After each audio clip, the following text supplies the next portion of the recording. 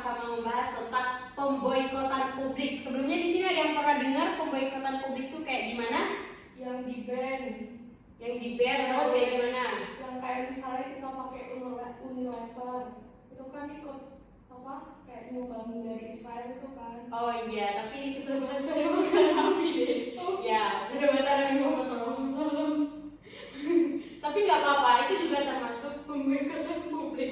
Oke deh ya, selanjutnya yaitu kan dulu kafir Quraisy tuh sangat membenci Nabi Muhammad, ya nggak sih? Iya. Sampai mereka tuh benar-benar berusaha buat membunuh Nabi, menggagalkan semua strategi Nabi dalam berdakwah dan lain sebagainya, hingga terjadilah pemboikotan publik. Nah, jadi kafir Quraisy itu berkumpul, teman-teman, berkumpul dan bersepakat untuk memboikot Nabi. Awalnya mereka bersepakat untuk memboikot Nabi doang, karena Nabi nih, menurut mereka puncak permasalahannya itu di Nabi. Bagaimana enggak, teman-teman? Nabi datang dengan membawa risalah baru dan berusaha untuk menggugurkan semua berhala-berhala yang ada di Mekah pada saat itu.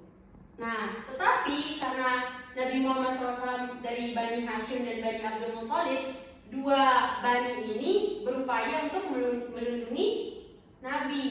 Ya, jadi Nabi dilindungi oleh dua Bani Hashim dan Bani Muthalib. Jadi karena mereka berdua atau bani tersebut berusaha melindungi Nabi, akhirnya kafir Quraisy juga ikut memboikot Bani Hashim dan Bani Muthalib. Tega banget emang kafir Quraisy ini. Terus teman-teman, akad pemboikotan itu ditulis oleh Bagid bin Amir bin Hisham. Siapa namanya? Bagid bin Amir bin Hisham. Dalam sahifah. Sahifah itu kayak semacam kertas yang ditempelkan di dinding Ka'bah. Di bagian dalam dinding Ka'bah itu tertulis sahifah, namanya sahifah, yang ditulis oleh Bagid bin Amir tadi. Nah, di dalam sahifah tadi tertulis bahwa dilarang secara mutlak bagi siapapun untuk bertransaksi dengan suku Hashim, suku Abdul Muthalib, serta Muhammad dan pengikutnya. Juga tidak boleh siapapun menikah dengan mereka, tidak berbicara, tidak mengunjungi dan tidak mengantar ke kuburnya. Memulai tulisan ini dengan Bismillahumma. Jadi dari sahifah tersebut diakhiri dengan Bismillahumma. Walaupun mereka kafir Quraisy itu tidak beriman, tapi mereka masih ada ajaran kalimat Allah itulah dalam bersumpah. Nah, bayangin teman-teman, gimana kondisi gimana kondisi Bani Hashim, Bani Abdul Muthalib serta para pengikut Nabi pada masa itu, umat Muslim tentunya. Mereka dilarang untuk diajak berbicara, dilarang untuk dikunjungi dan dilarang untuk mengantar ke kuburnya. Saking kejamnya kafir Quraisy ini. Nah, kemudian karena pemboikotan itu terjadi, kedua bani tadi siapa? Bani Hashim sama Bani Abdul Muthalib. Ya, karena Abdul Muthalib dan Bani Hashim ini pindah tempat, saking diasingkan gitu. Diasingkan, mereka tinggal di Syi'ib Hashim atau Syi'ib Abu Thalib. Apa namanya? Hashim atau Syi'ib Abu Thalib. Jadi semacam perkampungan khusus untuk orang-orang yang diboikot. Selanjutnya, usaha pembatalan boikot. Jadi ada cerita teman-teman di mana Hakim bin Hizam bin Khuwailid itu bertemu Abu Jahal. Kenal Abu Jahal nggak? Kenal lah. Masa nggak kenal? Siapa? Orang kafir Quraisy yang sangat membenci Nabi, teman-teman. Siapa namanya? Abu Jahal. Jahal banget nih orang. Jadi teman-teman, pada malam itu Hakim bin Hizam ini mau nganterin makanan ke perkampungan Abu Thalib tadi, Syi'ib Abu Thalib tadi. Tapi ketemu lah dia sama si Abu Jahal. Woi, kamu mau kemana? Ditanyain gitu, itu bukan urusanmu, jawab si Hakim. Kemudian, kamu mau kemana? Itu bukan urusanmu, digituin lagi. Pasti kamu mau ke tempat Nabi Muhammad ya, kamu mau nganterin makanan ya? Bukan urusanmu, dijawab gitulah. Akhirnya mereka berdebat hingga saling tinju di sana. Mereka saling tinju, berantem teman-teman. Berantem terus datanglah si Abul Bukhturi. Abul Bukhturi ini salah seorang yang tidak setuju adanya pemboikotan tadi. Terus ia melerai, dan yang kalah pada saat itu ialah Abu Jahal. Nah, jadi masa pemboikotan itu terjadi sekitar 3 tahun. Bayangin teman-teman, 3 tahun umat muslim gak belanja, gak bisa beli barang di pasar, gak boleh transaksi, gak boleh menikah, gak boleh dan sebagainya. Mulai dari tahun ke-7 sampai 10 kenabian. Nah, selanjutnya ini usaha pemboikotan terpenting teman-teman harus tahu. Yang pertama itu Hisham bin Amir. Hisham bin Amir ini berperan penting dalam usaha pemboikotan, di mana ia mengajak orang-orang untuk ayolah kita akhiri pemboikotan ini, kita akhiri penderitaan Bani Hashim, kita akhiri penderitaan Bani Muthalib dan umat muslim, seperti itu. Nanti pada akhirnya Hisham bin Amir ini masuk Islam. Nah, jadi pada malam hari Hisham bin Amir ini mengunjungi Zuhair bin Abi Umayyah. Siapa? Zuhair bin Abi Umayyah. Nah, Zuhair bin Abi Umayyah ini ditanya lah, kamu tega ya?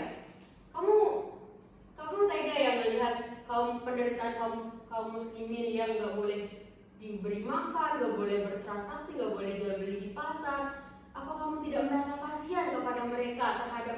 Tanya si Hisham bin Amir ini. Terus jawab si Zuhair, sebenarnya saya merasa kasihan, saya merasa sampai teman-teman dengan terjadinya pemboikotan ini banyak umat muslim yang meninggal dunia karena kelaparan. Tapi bagaimana, apa yang harus lakukan? Saya hanya sendiri, kata si Zuhair. Tenang, ada saya, kata si Hisham bin Amir. Kemudian tapi kita nggak bisa cuma berdua doang melawan kafir Quraisy. Akhirnya mereka mengajak Mut'im bin Adi. Siapa?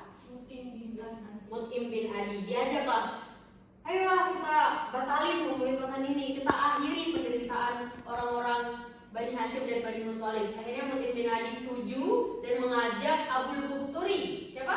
Abul Bukhturi. Ingat nggak Abul Bukhturi itu yang mana? Yang tadi ngelerai Abu Jahal sama Hakim bin Hizam. Tapi yang kalah kan Abu Jahal. Nah, setujulah Abul Bukhturi ini akhirnya mengajak Zam'ah bin Al-Aswad. Siapa? Zam'ah bin Al-Aswad. Ya, jadi 5 orang ini teman-teman. Ya, 5 orang ini sangat berperan penting dalam pembatalan boikot. Akhirnya keesokan harinya mereka nih berkumpul nih di dekat Mekah, di dekat Ka'bah. Terus mengumpulkan orang-orang Mekah, berkumpul, terus dikasihlah pemahaman kepada orang-orang Mekah pada saat itu. Jadi diceritain bagaimana penderitaan kaum muslimin, bagaimana penderitaan Bani Hashim dan Bani Abdul Muthalib, Bani Abu Thalib. Kemudian dia dikasih tahu, masa kita tega sih membiarkan kaum kita sendiri loh menderita gara-gara kita? Apa yang akan dikatakan oleh orang-orang Arab yang lain? Terus setelah itu akhirnya orang-orang pada setuju untuk mengakhiri pembatalan boikot. Adalah salah seorang dari yang 5 tadi itu masuk ke dalam Ka'bah untuk mengambil sahifah. Sahifah itu apa? Kertas itu. Ya, kertas yang tertulis kertas yang tertulis pemboikotan tadi. Namanya sahifah. Ingat ya teman-teman. Kan bayangin ya, udah 3 tahun ya berjalan pemboikotan ini. Tapi masya Allahnya teman-teman, kertas itu udah rapuh. 3 tahun ditaruh di Ka'bah, rapuh. Yang tersisa adalah tulisan Bismika Allahumma. Itu salah satu mukjizat mukjizat Allah Subhanahu wa taala yang diturunkan ke Rasulullah. Bayangin kalimat Bismika Allahumma doang yang tersisa di antara sahifah yang besar tadi. Semuanya itu dimakan raya, masa rawon. Terus oke, itu saja teman-teman yang bisa saya sampaikan. Kita akhiri pertemuan kita pada pagi hari ini dengan melafazkan hamdalah bersama-sama. Alhamdulillahirabbil alamin. Subhanakallahumma wa bihamdika asyhadu an la ilaha illa anta astaghfiruka wa atubu ilaik. Terima kasih atas perhatiannya. Wassalamualaikum warahmatullahi wabarakatuh. Waalaikumsalam warahmatullahi wabarakatuh. Terima kasih Kak. Terima kasih.